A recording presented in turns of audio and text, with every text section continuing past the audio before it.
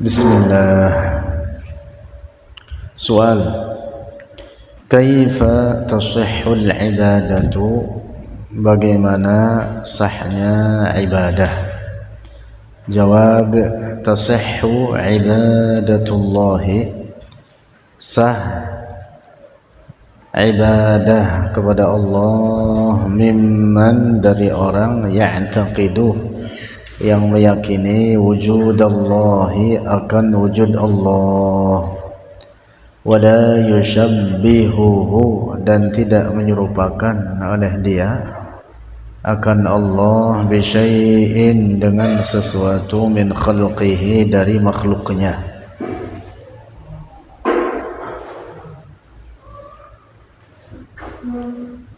Ini diantara syarat terbesar diterimanya satu amal ibadah, meyakini adanya Allah dan meyakini bahwa Allah tidak menyerupai suatu apapun dari ciptaannya.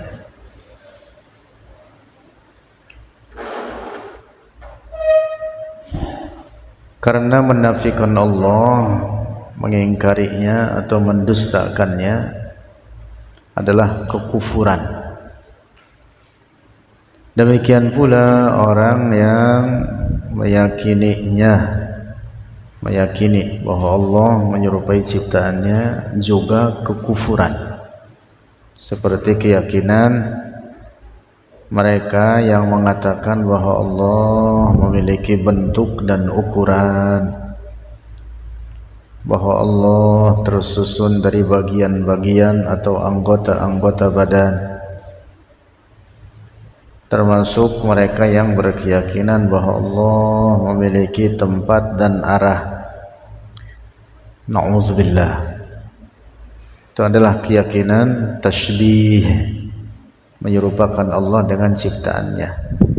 Seorang yang berkeyakinan semacam itu, walaupun dia mengaku dirinya muslim dan walaupun dia banyak melakukan menurut dia praktik-praktik ibadah, maka itu semua tidak diterima oleh Allah.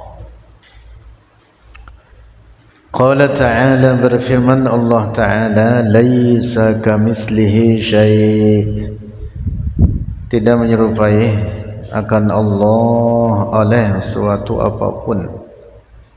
Ayat ini maknanya mutlak, tidak menyerupai segala apapun dari ciptaannya. Allah tidak menyerupai segala apapun dari ciptaannya. Zat Allah bukan benda, sifat-sifat Allah bukan sifat-sifat benda. Wa qala Rasulullah, dan telah bersabda Rasulullah sallallahu alaihi wasallam, la fikrata fir rabbi, tidak ada pemikiran fir rabbi pada Allah. Yang dimaksud Allah tidak dapat dibayangkan, tidak dapat diraih oleh akal fikiran. Allah tidak dapat diraih oleh prasangka-prasangka, hayalan-hayalan, gambaran-gambaran, atau fikiran-fikiran akal. Oleh karena Allah tidak dapat difikirkan, oleh karena Allah bukan benda. Nah, ini makna sabda Rasulullah, la fikrata fir rabb, artinya Allah tidak dapat diraih oleh akal fikiran. Rawahu, telah meriwayatkannya Abul Qasim Al-Ansari. Qala Al-Ghazali, telah berkata oleh Al-Imam Al-Ghazali, la tasihhul ibadatu illa ba'da ma'rifatil ma'bud. La tasihhu, tidak sah, al-ibadatu illa, kecuali ba'da ma'rifatil ma'bud, setelah mengetahui yang disembah. Yang dimaksud mengetahui yang disembah atau mengetahui Allah adalah mengetahui bahwa Allah tidak menyerupai segala apapun dari ciptaannya, bahwa sifat-sifat Allah bukan dalam makna sifat-sifat benda. Jadi mengetahui Allah yang dimaksud mengetahui perkara-perkara yang wajib baginya dan yang mustahil atasnya.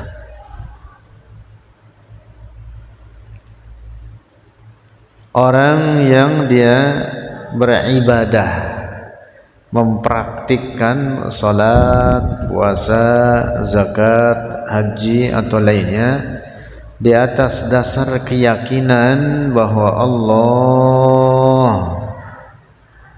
memiliki permulaan misalnya, atau bahwa Allah memiliki penghabisan, atau misalkan seorang berkeyakinan bahwa Allah memiliki bentuk dan ukuran, atau bahwa Allah menurutnya memiliki tempat dan arah, ini orang rusak akidahnya dan tidak sah seluruh amal ibadahnya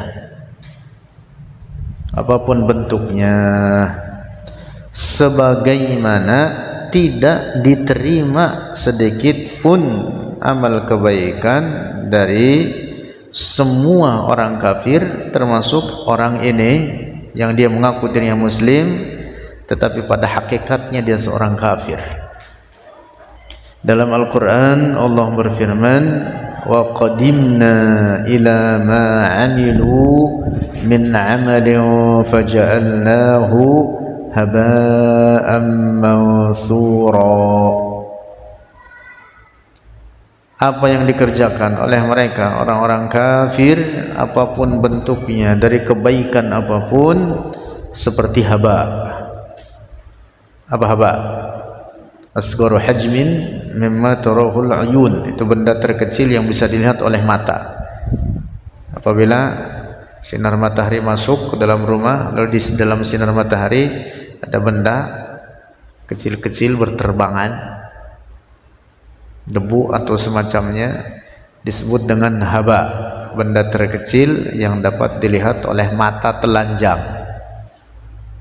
Mansuro, yang berterbangan, artinya tidak berbekas.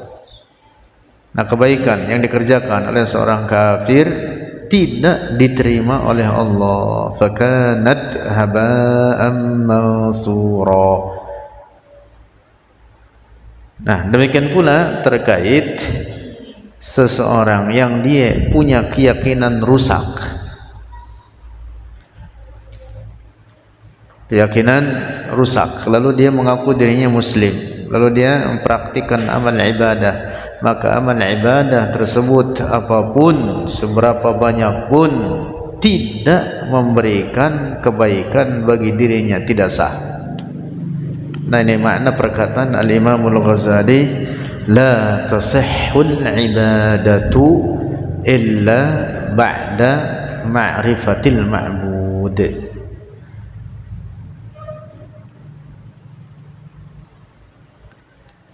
Kekufuran itu ada banyak macamnya. Ada kafir al-mu'lin bi kufrihi. Ada kafir al-mu'lin bi kufrihi, kafir yang dia terang-terangan dengan kekufurannya. Dia mengaku beragama di luar agama Islam, apapun namanya, mu'lin bi kufrihi. Ada kalanya kafir itu dia tidak mu'lin bi kufrihi, atau bisa jadi mengaku dirinya muslim. Nah, maka ingat ini, tidak setiap orang yang mengaku dirinya muslim dibenarkan dalam keislamannya, tidak. Apa buktinya? Sabda Rasulullah mengatakan dalam banyak hadis,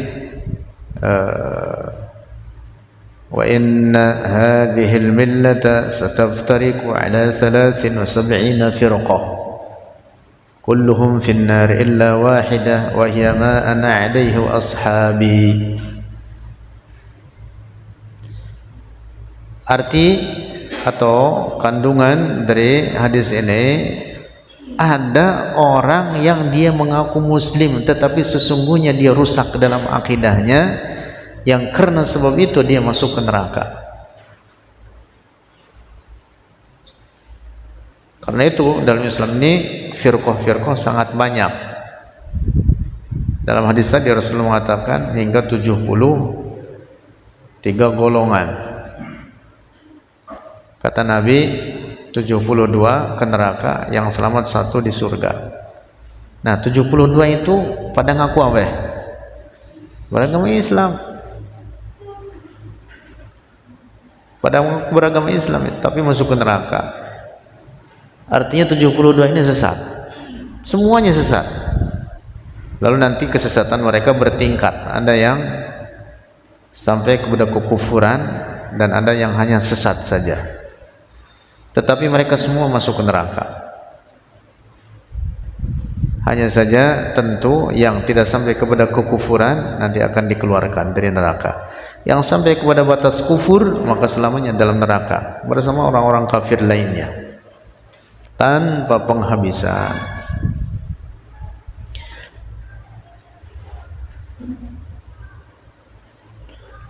Imamul Haramain, gurunya Al-Imamul Ghazali, berkata, inna minal muslimin man yakhruju minal islami min ghairi ay yaqsidal khuruja minhu. Sesungguhnya di antara orang-orang muslim ada yang keluar dari Islamnya walaupun dia tidak bertujuan untuk keluar dari Islam. Artinya dia menjadi kafir tanpa sadar. Dulu ada orang-orang kelompok namanya Khawarij, diperangi oleh para sahabat, diperangi oleh Sayyiduna Ali, oleh sahabat Abdullah bin Abbas, oleh sahabat Abdullah bin Umar, oleh para sahabat diperangi.